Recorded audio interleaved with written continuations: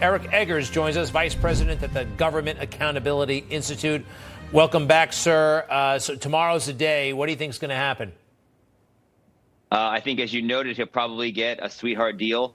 By the way, that sweetheart deal was contingent, specifically the dismissal of the felony gun charge, on him staying narcotics-free. That's why the discovered cocaine in the White House is particularly problematic if it proved to be something that belonged to the Biden family. So it's very convenient.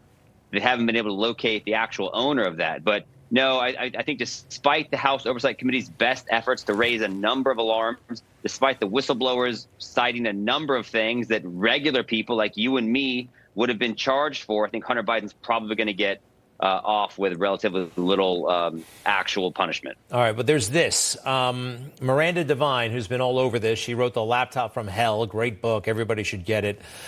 She tweets that Judge Norica has given Hunter's lawyers until 9 p.m. tonight, an hour ago or so, to explain why they should not be sanctioned for misrepresentations to the court, to improperly convince the clerk's office to remove GOP lawyer materials from the docket. Have you seen this, and what do you make of that? Yeah, I think that it's a bad couple of weeks for Hunter Biden. There's no doubt about that. What Miranda Devine's reporting now, I mean, she's speaking to things in the actual criminal court, I think in the court of public opinion, and I think in the court of potential political corruption, that the charges continue to mount and the evidence looks worse and worse. So whatever criminal charges he may be facing, I think what's about to happen, specifically with his former business associate, Devin Archer, who's been considered, the other Biden son, scheduled to testify in closed hearings with the House Oversight Committee, I think things are about to get a lot worse. So I think if there is, in fact, some movement on behalf of the judge, it's because there's been this steady drumbeat of, hey, wait a minute, did you look at this? Hey, did you look at the fact that what he's writing off on taxes? Hey, did you look at this $17 million? Hey, did you look at the fact that apparently the Biden pledge that the people that buy his art has been violated in terms of keeping the donors or the buyers confidential? So the house of cards appears to be crumbling, and it would be about time that people in the legal community, specifically the judge in this case, took notice. So, okay, it says it came from a Republican lawyer. So if I'm a Republican lawyer and I oppose this arrangement, can I file an amicus brief, which I guess you can, and I don't know, send it to the judge, send it to, how does that work?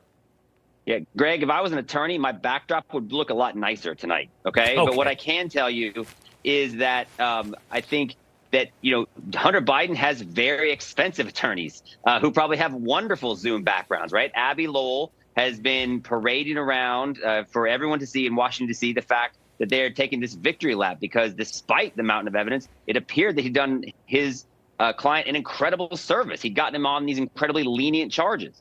So I'd be interested to see what the lawyers end up saying. But I will tell you this, whatever happens in that court tomorrow, I think of far greater consequence. I mean, at the end of the day, we're talking taxes and a gun charge. But what I think that the House Oversight Committee, what we've heard from in the last week, what I think we're hearing from in terms of Devin Archer, what we now know because of Chuck Grassley's released 1023, where we know what a confidential human source has told that he's got evidence of wiretapped recordings of people promising to bribe Joe and Hunter Biden, to the tune of $10 million total. I think those are far more concerning, not just for the political career of Joe Biden, the potential legal status of Hunter Biden, but for the American people. Right.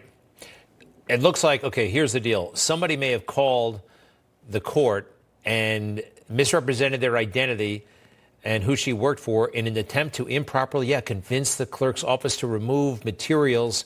If that lawyer is somehow tied to Hunter, this could blow the whole thing up. But who knows? We'll see.